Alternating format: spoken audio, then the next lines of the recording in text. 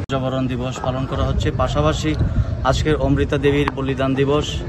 বিশেষ করে অমৃতা দেবীর এই বলিদান দিবসকে স্মরণীয় করা রাখার উদ্দেশ্যে আমরা সারা ভারতবর্ষব্যাপী বিএমএস এর উদ্যোগে এবং রাষ্ট্রবাদী স্বয়ংসেবকের উদ্যোগে সারা ভারতবর্ষব্যাপী পর্যাবরণ অনুষ্ঠান পালন করা হচ্ছে। অমৃতা দেবী তৎকালীন যে সে রাজা বৃক্ষ কাটার জন্য আদেশ দিয়েছিলেন।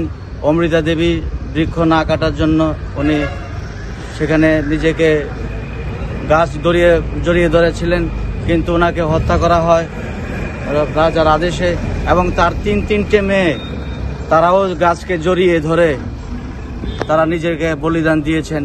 তাতে উদ্বুদ্ধ হয়ে এই গ্রামের 363 জন মহিলা সেইভাবে বৃক্ষকে জড়িয়ে ধরে ওনারাও বলিদান, রাজা তাদেরকেও হত্যার জন্য তাদেরকেও আদেশ দেন প্রজাদের, সৈন্যদের সেখানে বলিতা। এই দিনটি সারা ভারতবর্ষব্যাপী অতীব দুঃখের এবং মর্মান্তিক বিষয় হিসাবে আমরা বিবেচনা করি, এবং অমৃতা দেবীর এই বলিদান দিবসকে পাথেয় করে রাখার জন্য আমরা ভারতীয় মজদুর সংঘের উদ্যোগে আজকে রাজ্যের বিভিন্ন জেলায় এবং সারা রাষ্ট্রব্যাপী উদ্যোগ গ্রহণ করা হচ্ছে পর্যাবরণ দিবস।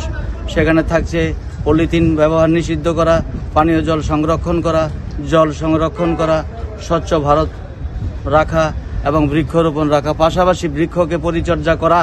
আমাদের পাথেয় আমরা গাছ লাগিয়ে গেলাম, বৃক্ষরোপণ করলাম, কিন্তু পরবর্তী সময়ে তার পরিচর্যা হলো না, সেটাকেও লক্ষ্য রাখতে হবে।